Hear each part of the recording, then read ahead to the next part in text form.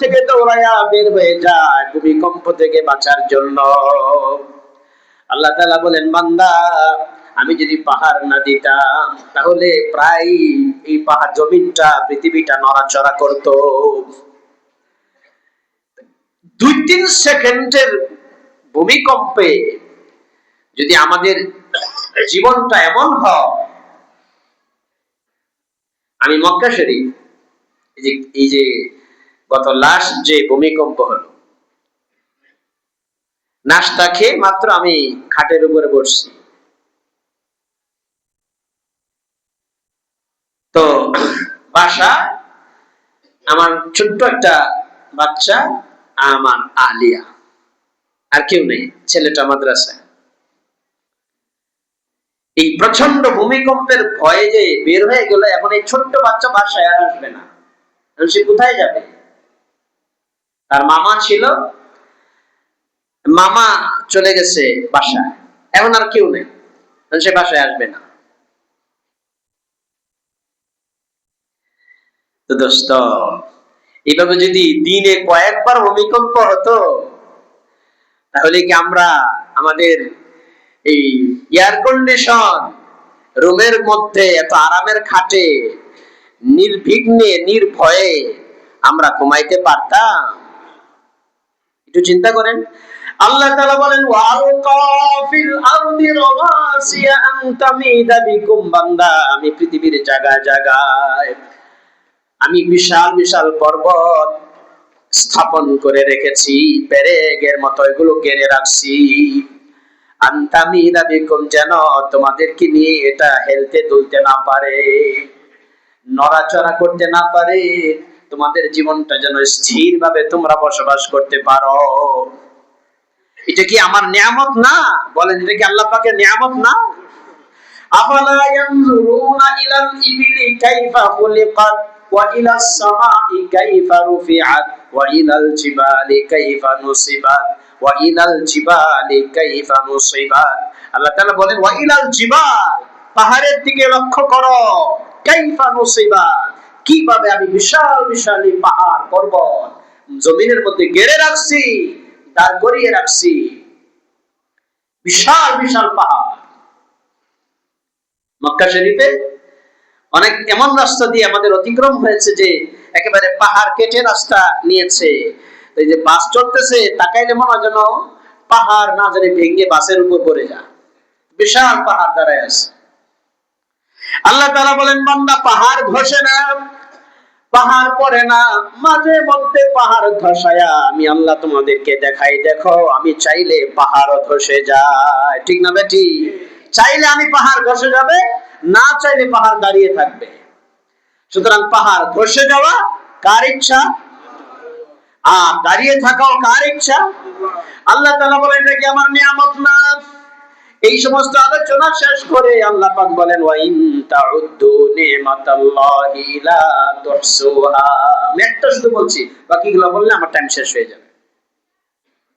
এই সমস্ত নিয়ামতের কথা বলে এরপরে আল্লাহ তাআলা বলতেছে, ওয়া ইন তাউদ্দু, আর যদি তোমরা আল্লাহ পাকের নিয়ামত গণনা করো, লা তুহসুহা, আমি চ্যালেঞ্জ করলাম, আল্লাহ পাক বললেন আমি চ্যালেঞ্জ করলাম, বান্দা তোমরা কেউ তোমাদের কোন ক্যালকুলেশন মেশিন দিয়া, যন্ত্র দিয়া সমস্ত মানুষ একত্র হয়ে আমি আল্লাহর নিয়ামত গুণে শেষ করতে পারবা না। সুবহানাল্লাহ, এত নিয়ামত আমি দিয়ে রাখছি। আরে গায়তে আল্লাহ তাআলা বলেন, ওয়া ফি আনফুসিকুম, বান্দা এবার তোমার নিজের বডিটার দিকে, দেহের দিকে নজর করো। তোমার এই দেহের মধ্যে আমি কি পরিমাণ নিয়ামত রেখে দিয়েছি। বান্দা তুমি এখানে চিন্তা করলে তো আমাকে, আমার খবর পাও। তোমার বডির দিকে নজর করলে তো আমার খবর তুমি পেয়ে যাও, আমার পরিচয় তুমি লাভ করতে পারো। অন্য সব বাদ, শুধু তুমি তোমার এই বডিটার দিকে একটু লক্ষ্য করো, তো এখান থেকে এইগুলো নিয়ে চিন্তা করলেই স্বয়ং আমি আল্লাহর পরিচয় তুমি পেয়ে যাবে। সুবহান, আর কিচ্ছু লাগবে না। নিশ্চয়ই এত সুন্দর, এত সুন্দর প্ল্যান দিয়ে কে এই বডিটা তৈরি করলো, কে বানালো? সুবহানাল্লাহ। আসুন, কেন আমি রোজার মাসে ওই দিকে কথা বলছি? কারণ এই যে আমাদের ভিতরে পেটের মধ্যে দেহের মধ্যে একটা পাকস্থলী আছে,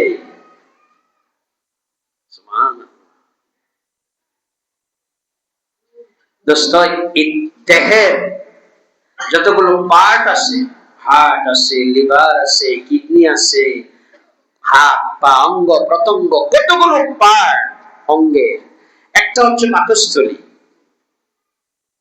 কে বানালেন? বিজ্ঞানীরা বলে মানুষের পাকস্থলীর ভিতরে 35,000 বিলিয়ন হজম শক্তি সেল আল্লাহ তাআলা পাকস্থলীর ভিতরে এটাকে বিছায়া রাখছেন। সুবহানাল্লাহ। কত হাজার মিলিয়ন? 35,000 মিলিয়ন সেল, যেটা মানুষের খাদ্যকে হজম করে, গুঁড়া করে ফেলে। বলেন, আমরা কি আমাদের পাকস্থলীর ভিতরে মাঝে মাঝে এটাকে মেডিসিন, হজম করার মেডিসিন কি রিফিল করি নাকি? যাই খাচ্ছে সব হজম হয়ে যাচ্ছে, সব গুঁড়া করে ফেলতেছে, সব পাউডার বানিয়ে ফেলে। পাউডার বানায়া দুইটা ভাগ করে দেন। কয় ভাগ? একটার নাম সার, আরেকটার নাম হচ্ছে অসার। সার যেটা, এটা আল্লাহ তাআলা পাকস্থলী থেকে যেটা সার, দেহের জন্য উপকারী, এটা দেহের ভিতরে আল্লাহ তাআলা ছড়িয়ে দেন। আর যেটা অসার, আমরা কলা খাই না, কলাটা ছিলে, কলাটা খাই, ছিলকাটা কি করি? ফেলে দিই। খাদ্যের ছিলকাটা, এটা হচ্ছে অসার।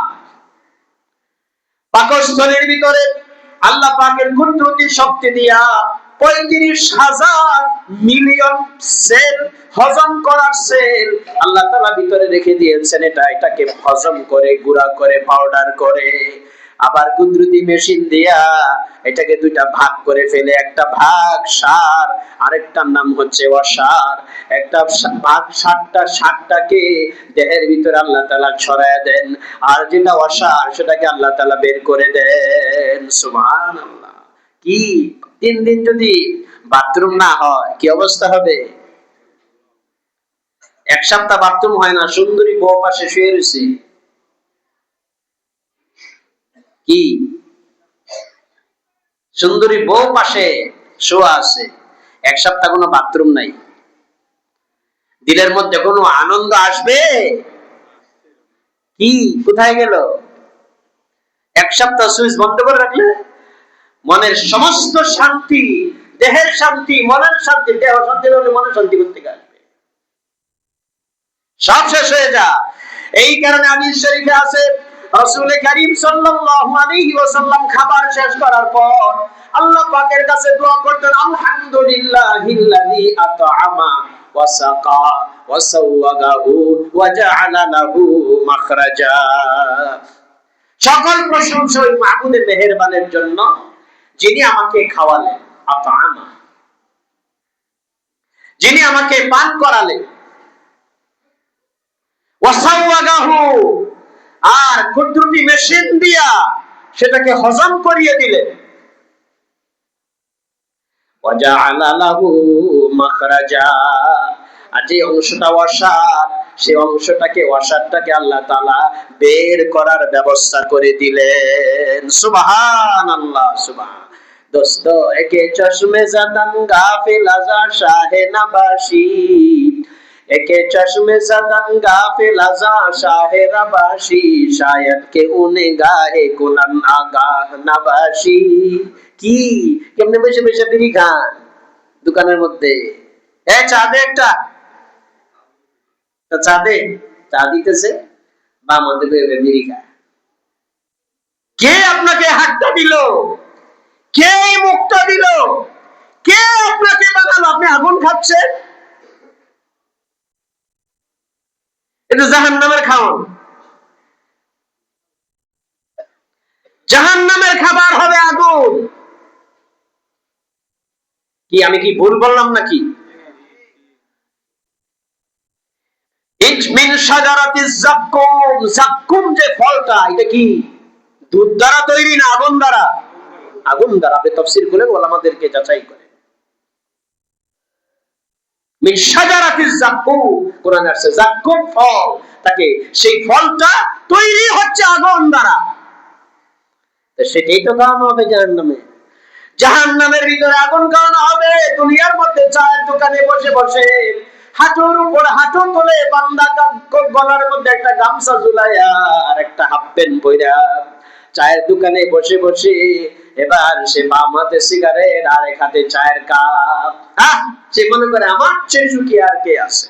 তুমি কি জানো তোমাকে কে এত সুন্দর করে বানালো?